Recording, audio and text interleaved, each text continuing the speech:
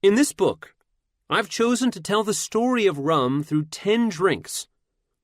Each era of North American progress has had its own rum drink, ranging from the harsh kill devil of the earliest colonial days to the pleasantly sophisticated mojito of today. In each chapter, I'll examine the political, economic, and cultural environment that allowed each drink to arise. More generally, this book strives to answer 3 broad questions about rum.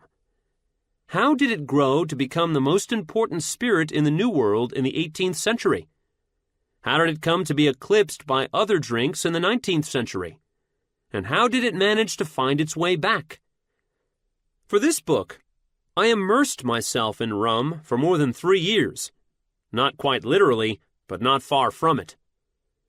I've consumed it in quantities that were of grave concern to friends and family, traveled great distances to sample it, mixed it with things that were probably not meant to be mixed, and, in general, tested the forbearance of a patient wife.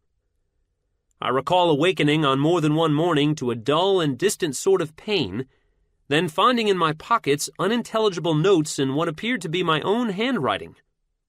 Tolstoy War and Peace window scene rum was one. Then, of course, there was the parade of unsolicited testimony from those who heard of my project, invariably involving a teenage indiscretion, a bottle of inexpensive rum, often Bacardi, and a special intimacy with shrubberies. These tales were almost always followed by a solemn vow never to touch rum again. It is impressive how many people have actually maintained that vow.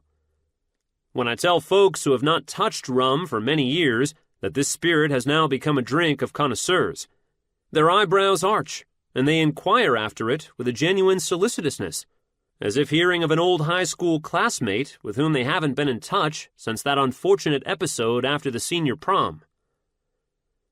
Among those who inspired me to start on this journey in search of rum was, of all people, Henry David Thoreau. He lived through the spirit's most vigorous repression, when the great temperance movement was hell-bent on driving the demon rum not just out of the temple, but out of the home, the countryside, and the nation. In Walden, Thoreau wrote of a village near his New England home that was famous for the pranks of a demon not distinctly named in old mythology, who has acted a prominent and astounding part in our New England life.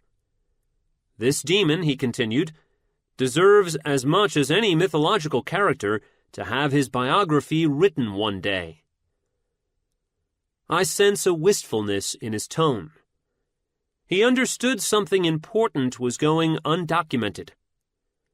With this book, I hope to begin to document the raucous life and times of rum. And along the way, I hope to tell a story about ourselves.